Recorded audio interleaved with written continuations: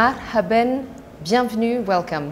Soyez les bienvenus à l'ICANN 65, ici à Marrakech au Maroc. Je suis Gisela Gruber et nous avons, avec ICANN, l'honneur d'y revenir pour la 3e fois au Maroc. Avec moi aujourd'hui, j'ai un des dirigeants de l'Afralo, M. Aziz Hilali. Aziz, soyez la bienvenue. Merci.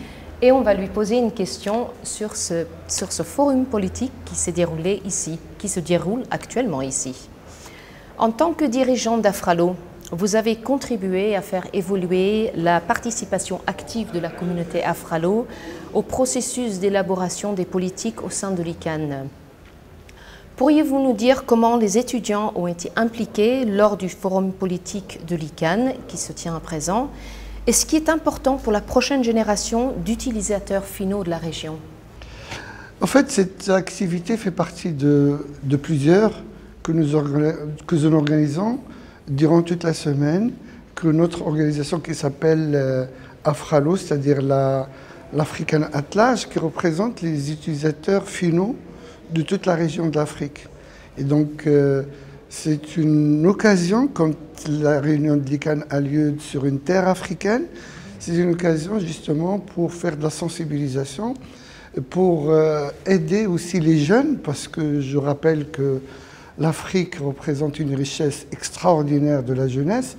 70%, d'après les chiffres, 70% de jeunes en dessous de 30 ans en Afrique, ce qui représente quand même une bonne partie de la population en Afrique.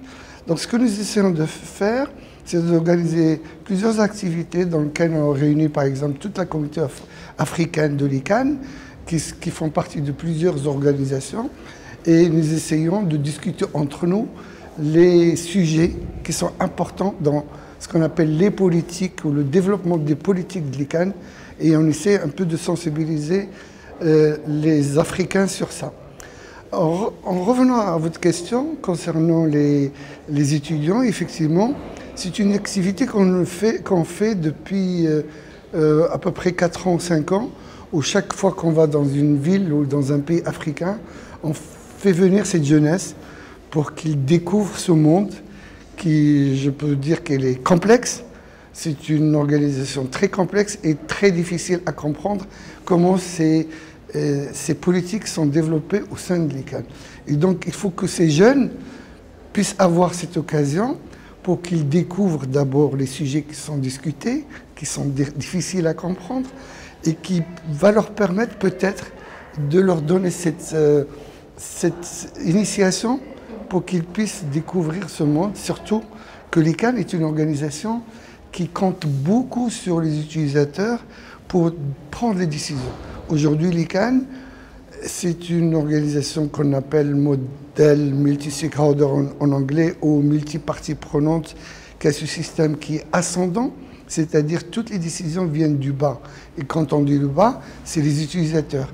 Et tout le monde est utilisateur. Bon, on a les business, ceux du privé, on a la partie qui représente les gouvernements, ou on a la partie, certaines constituantes qui représentent les techniques au niveau de la gestion du nom de domaine et des adresses IP.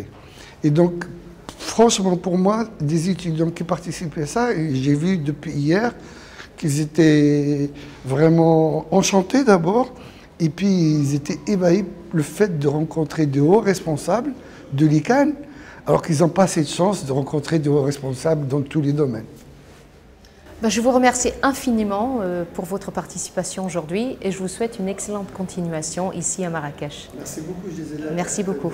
Merci, Aziz. Merci.